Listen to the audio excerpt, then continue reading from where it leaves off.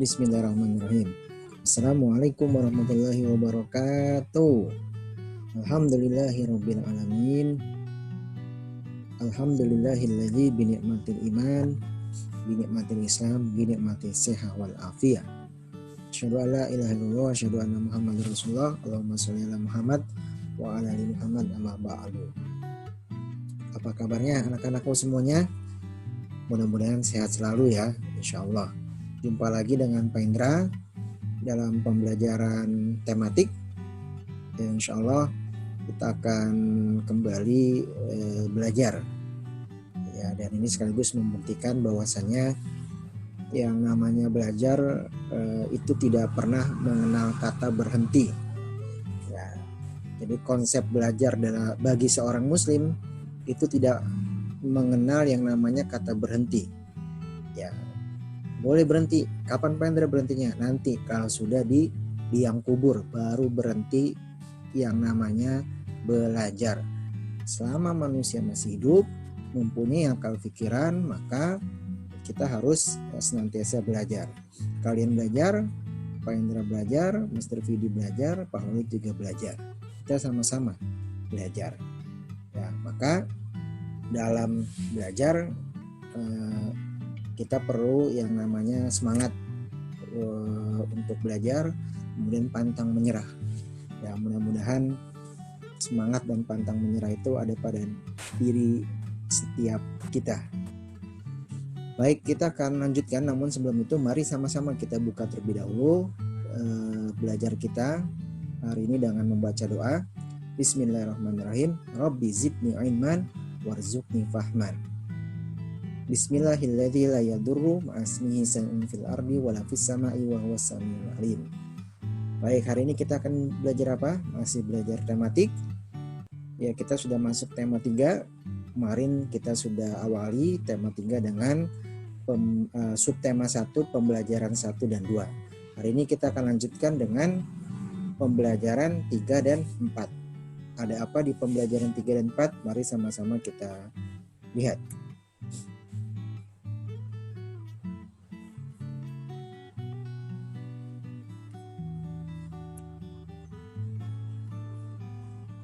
Baik, ini pembelajaran 3. Ya, di pembelajaran 3 ini pertama kita berjumpa dengan muatan bahasa Indonesia tentang teks eksplanasi. Ya, tentang teks eksplanasi di buku paket kalian itu ada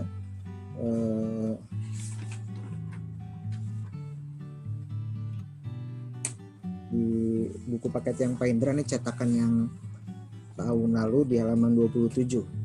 Di buku paket kalian Pak Indra belum tahu ada di halaman berapa, namun judul bacanya itu transmisi dan distribusi logistik. Ya, namun sebelum kalian baca, karena ini pembahasannya tentang teks eksplanasi, Pak Indra perlu terlebih dahulu menjelaskan ya, apa itu teks eksplanasi. Teks eksplanasi adalah teks yang dibuat untuk menjelaskan proses terjadinya suatu peristiwa atau fenomena, baik secara ilmiah, baik berupa fenomena alam maupun fenomena sosial. Ya, jadi proses terjadinya suatu peristiwa atau fenomena secara ilmiah. Nah, karena terjadinya suatu peristiwa atau fenomena secara ilmiah, di buku kalian ini, teks bacaan ini adalah fenomena ilmiah tentang transmisi, distribusi listrik. Jadi bagaimana listrik itu bisa sampai di setiap rumah kita. Itu namanya ada distribusinya, mulai dari titik awalnya sampai bisa sampai ke rumah kita. Itu seperti apa? Kalian bisa baca di teks bacaan. Ya, ayo membaca yang berjudul transmisi dan distribusi listrik.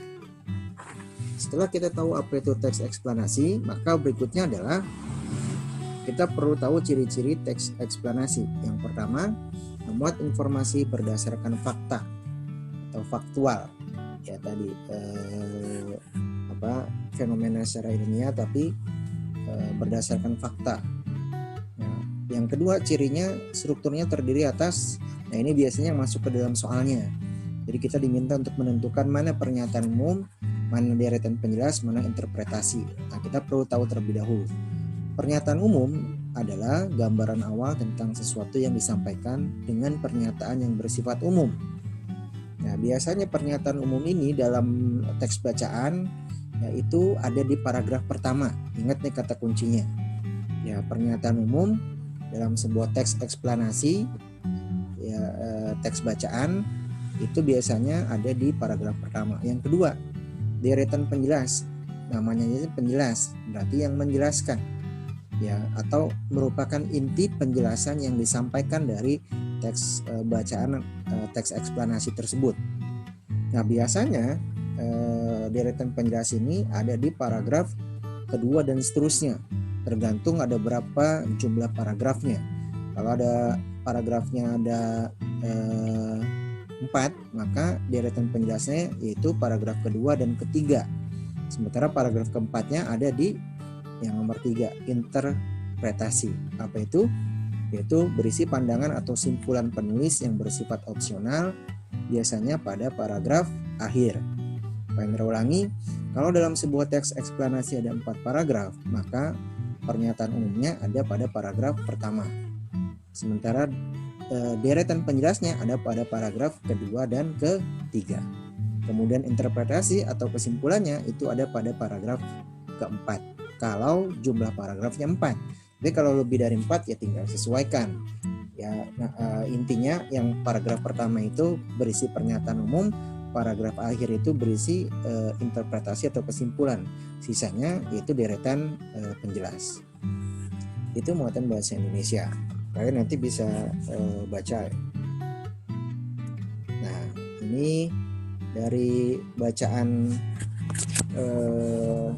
teks eksplanasi yang berjudul transmisi dan distribusi listrik, maka kita bisa tentukan mana pernyataan umumnya, mana deretan penjelasnya, mana interpretasinya. Pernyataan umum seperti yang tadi Pak Indra sampaikan ada di paragraf pertama. Ya, itu tentang transmisi dan distribusi adalah proses hantaran listrik ya, yang berawal dari stasiun pembangkit listrik. Yaitu paragraf pertama sampai kata-kata gas alam. Nah, yang berikutnya paragraf kedua yang mulai kata saat energi listrik dibangkitkan sampai kata kebutuhan di rumah. Lalu masuk ke deretan penjelas. Paragraf ketiga, listrik yang sampai ke sekolah atau rumah dimanfaatkan untuk berbagai keperluan, diantaranya seperti berikut ini. Kalian bisa lihat ada poin 1 sampai poin 4 dimanfaatkan untuk apa saja listrik. Ini berarti masuk ke deretan penjelas. Dari kotaknya saja ini sudah jelas ada 4 kotak, berarti pernyataan umum paragraf pertama, deretan penjelas paragraf kedua dan paragraf ketiga, dan kesimpulan ada di paragraf terakhir atau paragraf keempat. Yang intinya disebutkan saat ini, kalimatnya ya, saat ini sistem transmisi menggunakan sutet masih merupakan pilihan yang digunakan di sebagian besar wilayah Indonesia. Ya, karena selain murah juga lebih mudah menjangkau berbagai wilayah di Indonesia. Itu paragraf keempatnya masuk ke interpretasi. Kita lanjutkan membuat rangkaian seri. Di kemarin sudah dijelaskan mungkin oleh Mr. Vidi, rangkaian seri. Ya, rangkaian seri kita lihat sumbernya satu, sumber listriknya atau sumber energinya dalam digambar yaitu baterai. Nah, di baterai ini dia langsung menyambungkan ke titik dalam hal ini adalah bola lampu, sehingga lampu itu akan langsung menyala, tidak lagi memiliki percabangan. Jadi secara singkatnya bedanya antara rangkaian seri dengan paralel adalah kalau seri itu dia tidak mempunyai cabang. Jadi arusnya itu langsung menuju titik sumber yang dialiri arus. Dalam hal ini digambar adalah bola lampu. Nah, sementara kalau paralel itu memiliki percabangan. Nanti akan di share linknya percobaan rangkaian seri dan paralel. Silakan kalian bisa lihat di Google Classroom-nya. Nah, itu jadi PB 3. Sekarang kita masuk ke PB 4 ya. Nah, karena Pak Hendra di awal pembelajaran tema 3 ini sudah menyampaikan bahwasanya tema 3 ini membahas tentang berbagai macam penemuan yang ada di dunia. Ya, yang di PB1 ada Michael Faraday. Ya, maka di PB4 ini kita akan membahas penemu yang namanya juga besar gitu, yaitu Thomas Alva Edison yang menemukan bola lampu pijar atau lampu lah yang ada pada saat ini cikal bakalnya itu ditemukan oleh Thomas Alva Edison. Nah, kalau kalian baca tentang biografi Thomas Alva Edison ini menarik gitu ya. Menariknya adalah ternyata Thomas Alva Edison ya di sekolah itu dikategorikan anak yang ya tidak berprestasi lah begitu ya di sekolah begitu. Dan karena mungkin kelewat cerdasnya dan Thomas Alva Edison merasa tidak puas ya, namun di sekolah guru-gurunya menganggap Thomas Alva Edison ini memang tidak berprestasi dan tidak bisa mengikuti pelajaran, tapi sungguhnya dia cerdas gitu. Akhirnya dia berhenti dari sekolahnya, ibunya yang membimbingnya langsung di rumah ya. Dan apa yang terjadi, walaupun dia belajarnya di rumah ya, maka dia menemukan penemuan yang fenomenal, yaitu bola lampu. Nah, ini menjadi pemantik atau pemicu buat kita, sekalipun kita belajar dari rumah saat ini, itu harusnya tidak mengurangi prestasi yang kita bisa raih atau bisa dapatkan atau bisa lakukan sekalipun belajar kita dari rumah, sama seperti Thomas Alva Edison ya. Nah, masih tentang teks eksplanasi pelajaran bahasa Indonesia ya, di paragraf pertama ya Pak Hendra sudah jelaskan pernyataan umum yang dibahas ini tentang listrik ya, penemuan bola lampu pijar secara umum oleh Thomas Alva Edison. Kemudian deretan penjelas ya apa yang dilakukan ibunya agar Thomas Alva Edison tetap memperoleh pendidikan. Tadi yang Pak Hendra sampaikan ya, dia nggak puas belajar di sekolah ya, walaupun menurut penilaian gurunya dia anak yang tidak bisa mengikuti pelajaran gitu. Akhirnya ibunya mengeluarkannya dan mengajarkannya dari rumah ya, di rumah langsung lewat bimbingan ibunya. Nah, itu tentang Thomas Alva Edison ya.